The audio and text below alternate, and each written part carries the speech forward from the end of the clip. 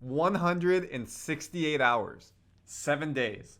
That is how long until training camp starts for your Golden State Warriors. Let's go. We're so close to NBA content, Warriors content every day. No more rumors, free agencies. There will be some roster stuff, but basketball related news, what's happening on the court. So for this episode, we have the 6 key storylines going into the training camp for your Golden State Warriors. Randy Silver, Warriors Digest. We give you daily videos around all the biggest news for your Warriors team. If you want to stay in tune with the smallest news to the biggest news, rumors, free agency, trades, and more, I'm your guy. Subscribe, like, share, get the Warriors fans into this channel. Let's hit 7,000 followers and beyond. Okay, here we go, folks. 6 training camp storylines to watch. The biggest story camp storyline, something we haven't been able to say the past couple years. What's the starting lineup? Maybe we know 3 starters, Steph, Dre, and Trayce Jackson-Davis, but those other 2, who could it be? Could it be Brandin? Could it be Wiggins? Could it be Kuminga? This one from ESPN, they don't even have Trayce starting. Does Buddy Hield and this 3-point shooting get in? GP2 playing 2 because of his solid defense. Does Moody finally get his starting time? Melton coming in with his shooting? What about Kyle Anderson being versatile at multiple wings? Does Looney end up starting over Trayce Jackson-Davis if he develops a better shooting? Quinten Post still unsigned? What's going to happen there? There's so many news around the starting lineup. Does he also want to go from a playmaking, him being Steve Kerr, or defensive side? If you have that, then you could put Brandin, Moody, Melton, Anderson, Hield next to Curry. You could have a strong case for all of them. In addition, you could also do, what about Wiggins? Does he return to form? Is he compatible next to Jonathan Kuminga? We saw that last season. The stats were not good, and Kerr had to stop that happening. What about Trayce Jackson-Davis or Looney? Who does he want on the glass? Who does he want as the pick and roll? Who does he want on defense? Will Draymond stay healthy? This is a big if. Well, actually, it's not the healthy part. Can he stay on the court because of the multiple suspensions last year, foreshadowing to a point I have later in this video, but need him on the court because he helps this team win. So the question is, who's going to be starting? And again, I think the starting 5, if we look right here, is Steph, Brandin, Kuminga, Draymond, Trayce Jackson-Davis. I think Wiggins is your first guy off the bench, or if the game needs it, it's Buddy. But those are your 2 coming off the bench. Then you also have Moody, Melton, Anderson. I think in the GP2 for defense. Trayce Jackson-Davis and Looney, they switch each other. But I think those are your players. And then Santos, Waters have to earn their opportunity on this team. So my question to you fans is, what is the Warriors starting 5? Comment below. And if you see someone else, debate what they say. Be respectful, but give your input why you think that person should or should not be starting. And let me know if I'm right or wrong. So again, I think it's Steph, Brandin, Kuminga, Draymond, Trayce Jackson-Davis. That's my starting 5. Point number 2. Can Andrew Wiggins return to form? When we won the NBA Finals 21-22, he was a defensive prowess. He was a monster on the boards. That NBA Finals, he was one of the best rebounders at his height. Yes, he's not the smallest on the court, but he's not one of those big guys. And his shooting was phenomenal. Mid-range, he was making his threes, and then since then, it's been tough with Andrew Wiggins. He's missed a lot of games. His father just died in the past week or 2. Rest in peace to his father, Mitchell Wiggins. Rest in peace. Sad day, of course. Respect, condolences to the Wiggins family, everybody around Wiggins. But he missed some games, and it was undisclosed. Could it be around potentially his father was sick or other things happening? I don't know. But hopefully for this season, for this Warriors, they need him to be on the court and back to his normal self. If we look at his last 3 seasons, So he played 73 games when we won. Then he got that monster contract. He's going to year 3 of that contract. He did not play a lot 22-23. He did play about 89%, 90% of the games this season. When you look at his stats, his points went down. 4 points a game, tough. When Clay wasn't shooting well, we needed to make it up. Wiggins wasn't there. You look at his rebounds per game, was still around 5, so not terrible. And assists per game went down from 2.2, 2.3 to 1.7. His shooting percentage from 3 went down a bit as well, from 40% to 35%, so you're missing 1 or 2 more of a game.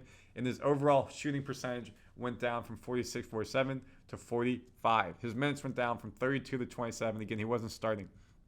So for storyline number 2, can Wiggins regain his form? Yes, we didn't go and get Zach LaVine, Brandon Ingram, Paul George, Kawhi Leonard, but you have a former All-Star on this team. If he can get back to this level and be a solid number 2 next to Steph Curry, that is a massive, massive plus. You just gained an All-Star without having to give up any assets. Get that player back to his way. And is that something that Jerry Stackhouse, one of the new assistant coaches who's here to help with player development and the defense, which is where Wiggins can be great at defense and help him develop his shot a bit more and get back to where he is. And Terry Stotts, on the offensive side, can he unleash Wiggins to be back to his offensive form? Storyline number 3, extension watch. Who got extended this offseason? Steph Curry. The second highest annual contract value, or it's first. It's him and Tatum 1-2 or 2-1 ever. $62.6 million. He's with the Warriors now until 27, lining up with Draymond and Steve Kerr. Now it's up to Kuminga and Moody. What are the Warriors going to do? Kuminga and Moody are both restricted free agents. They're going into their 4th year. They will be restricted free agents at the end of this year. If they don't sign a new contract before or after until October 21st, so up until that midnight, they don't sign a contract. It cannot be signed during the season. If a team offers them a deal like Kuminga wants that Supermax at 5 years, $224 million, the Warriors can match it next offseason if someone gives it to him or whatever deal he gets. There's no rush to get it now. If you don't think Kuminga or Moody have shown enough to get the offer that they're looking for, or you don't want to commit that money, you let them play this year and you see how it goes. I'm thinking they're both going to have monster years. Prediction right here, clip it. I think Kuminga will be in the running for an all-star position. He's going to get 30 to 35 minutes a game, 20-plus points a game, around 6 to 8 rebounds, around 4 to 5 assists, and will be a solid player next to Steph Curry. Brandon was a first-team all-rookie last year. Those 3, I think, are going to be leading that front court. Moody will get a lot of playing time coming off the bench. Hopefully, Steve Kerr, you play him. But I think both these players will get the money and re-sign with the Warriors. Will it happen before training camp's over in the first regular season game? For Moody, maybe. Kuminga, no, because if Kuminga wants that big high-end money, I think the Warriors will say, let's see you earn it this year, and we have your rights. If someone offers you that money next offseason, you'll be a restricted free agent. We'll go ahead and get it then. We have 3 days to match, and we'll make it happen. Youth growth. So in the same vein, who do we have youth growth? Who I just talked about? Kuminga, Moody, and now you add Brandon and Trayce Jackson-Davis, Brandin Podziemski, Trayce Jackson-Davis, your core 4 young players. Throw in Beekman, your undrafted rookie, who is on a 2-way contract, Quinten Post, who's unsigned, and there's a solid core of young players there. Can Trayce Jackson-Davis transform this offense? We saw what he did last year with his alley-oops. It was big time, his pick-and-roll play. He said that he really wanted to develop a mid-range shot this offseason. In Summer League, we didn't see it. There was no mid-range happening. There was no 3 happening. He did his typical pick and rolls. But for him to really take the next step in this game, he needs to be a threat at the mid-range. So teams won't just sag off him on the pick and roll. Because if he gets it, he nails the mid-range. Great. Now the team, it puts more pressure on the defense. Kuminga, is he going to get better on-ball defense? Is he going to become a better passer all around?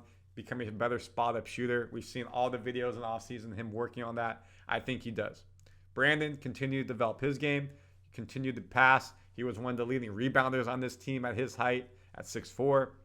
Become a better spot-up shooter and keep developing. And then that takes you to Moody. Continue to be a better shooter. He needs to do better on-ball decisions. Steve Kerr said he couldn't trust him a lot. He was a step slow on the pass, a step slow on taking the shot. Just be quicker in everything that he does.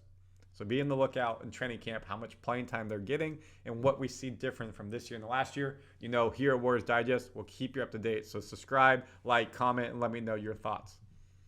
Oops. Role player roster battles. This is number 5. We have a lot of new players who've come into this team. Melton, Anderson, Hield, all high-level role players, all deserve minutes. Are they going to get those minutes? Yes or no? Melton around the point guard, shooting guard position. Anderson around, the 3, the 4 position as a wing. Hield at the shooting guard, the 2, maybe the 3 position. What about Santos? He just played with Brazil and had a fantastic Olympics for Brazil. Is he going to get more playing time? He didn't play a lot last year. Curry, Podziemski, Wiggins, Kuminga, all deserve the playing time. Waters coming over from OKC, a 3-point specialist. Will he be in major minutes or more spot time when it's needed, or not getting any minutes at all? If we go back to our roster right here, the two-way players, yes, they'll play when someone maybe is hurt. Things of that will happen. Pat Spencer, Beekman, Plowden. What about Quinten Post? So there's a lot of opportunity for this roster to get playing time and earn the playing time. I talked about this a couple episodes ago. What did Steve Kerr say? He's loving this training camp coming into it. The idea, there's open rules. There's opportunities for players to win a starting spot and or significant playing time coming off the bench. It has not been like that in the past couple of years. So he's excited to see what will happen with this team and the roles that they can earn. And that takes you last to Draymond's shape. I have not really mentioned Draymond Green a lot. I wanted to save it for this. Draymond's shape. Is he going to be in shape or out of shape to start training camp? Is he going to be available for this team through not being injured and not having suspensions? If we look at Draymond's season, let me make this bigger for you. Last season was statistically one of his best seasons he's had in a Warriors jersey.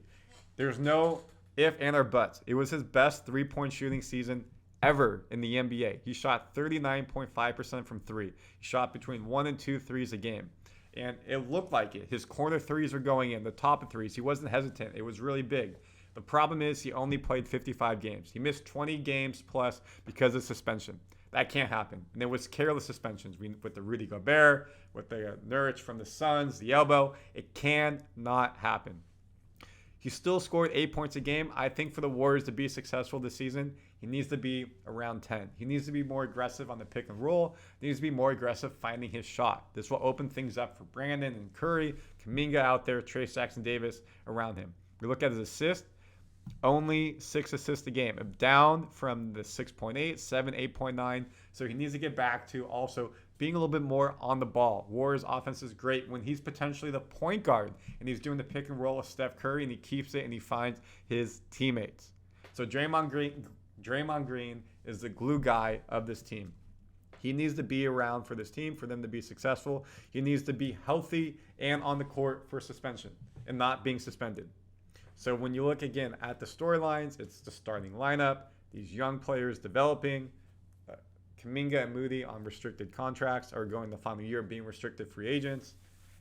Draymond's health, the new players coming in, being able to assimilate with this team.